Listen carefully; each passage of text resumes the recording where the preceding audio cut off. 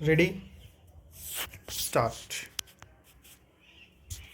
शिक्षा के अधिकार के हिस्से के रूप में यूपीए सरकार द्वारा स्कूली शिक्षा में शुरू किए गए प्रमुख सुधारों में सतत एवं व्यापक मूल्यांकन सीसीई और कक्षा 8 तक कोई अनुत्तीर्णता नहीं, नो डिटेंशन की नीति शामिल थी।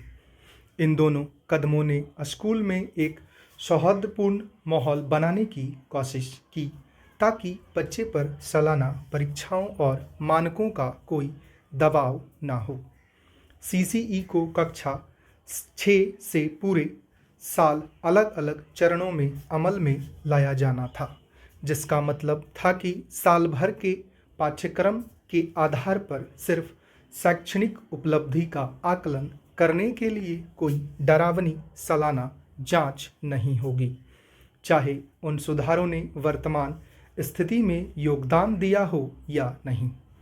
लेकिन हकीकत यह है कि प्राथमिक विद्यालय से निकलने वाले विद्यार्थियों की बड़ी तादाद के पास बुनियादी संख्यात्मक ज्ञान और साक्षरता नहीं है, और ऐसा जान पड़ता है कि माध्यमिक विद्यालय छोड़ने के समय तक वे जरूरी ज्ञान पूरा नहीं कर पाते हैं।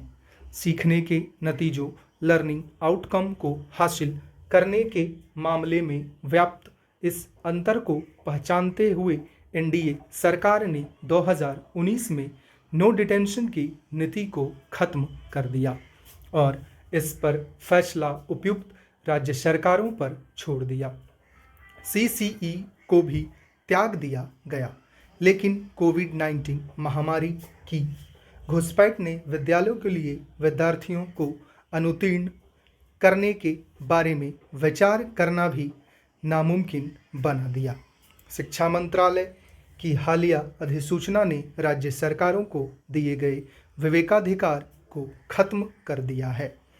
इसने कक्षा 5 और कक्षा 8 के अंत में एक सालाना परीक्षा अनिवार्य कर दी है, जो बच्चे की क्षमता का आकलन करेगी। अगर बच्चा सक्षम नहीं पाया जाता है तो अतिरिक्त पढ़ाई कराकर 2 महीने के बाद उस बच्चे की दोबारा परीक्षा ली जाएगी। अगर बच्चा दोबारा असफल होता है तो उसे अनुत्तीर्ण घोषित करते हुए पुरानी कक्षा में ही रोक लिया जाएगा। नियमों में कहा गया है कि प्रारंभिक शिक्षा पूरी करने से पहले किसी भी बच्चे को निष्कासित नहीं किया जाना चाहिए। व्यवहारिक जरूरतें मानदंडों में इस बदलाव को प्रेरित कर रही है। सीखने के नतीजों लर्निंग आउटकम से संबंधित उपलब्धि में अंतर को पाटने के लिए कदम उठाए जाने की जरूरत है। जनसांख्यिकीय लाभ डेमोग्राफिक डिविडेंड हासिल करने के लिए एक शिक्षित, सक्षम और कुशल आबादी की दरकार है। एक बच्चे को शिक्षित करने के लिए सिर्फ स्कूल और माता पिता ही नहीं बल्कि समूचे आस पड़ोस की भी जरूरत है। लर्निंग आउटकम के मामले में निराशाजनक स्थिति समाज की सामूहिक नाकामी है, जिसे दुरुस्त करने की जरूरत है। लेकिन स्थिति में बदलाव लाने के लिए इस खास नीतिगत बदलाव से कहीं ज़्यादा कुछ चाहिए होगा। सीबीएसई से मान्यता प्राप्त और अन्य निजी विद्यालय इस नई नीति को आसानी से लागू कर सकते हैं। हालांकि कुछ राज्यों के लिए यह एक गर्म राजनीतिक मुद्दा होगा। निजी विद्यालयों को इस नीति को खराब प्रदर्शन करने वाले विद्यार्थियों को निकालने के बहाने के रूप में इस्तेमाल नहीं करना चाहिए। इस संदर्भ में सुरक्षात्मक उपायों की ज़रूरत होगी।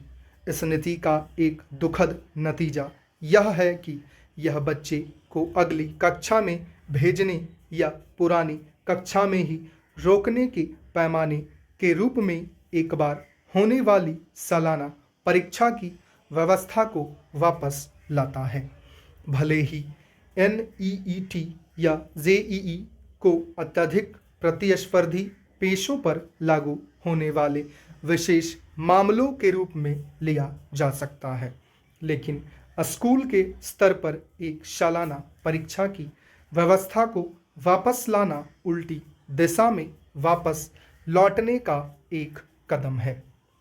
उदाहरण के लिए राष्ट्रीय शिक्षा नीति NEP 2020 योगात्मक मूल्यांकन को रचनात्मक मूल्यांकन से बदलना चाहती है और स्व एवं सहकर्मी मूल्यांकन को बढ़ावा देना चाहती है।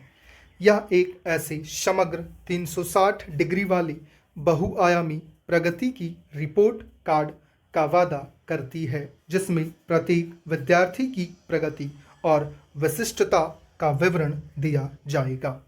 नई अनुत्तीर्णता नीति NEP की भावना को नहीं दर्शाती है। स्टॉप।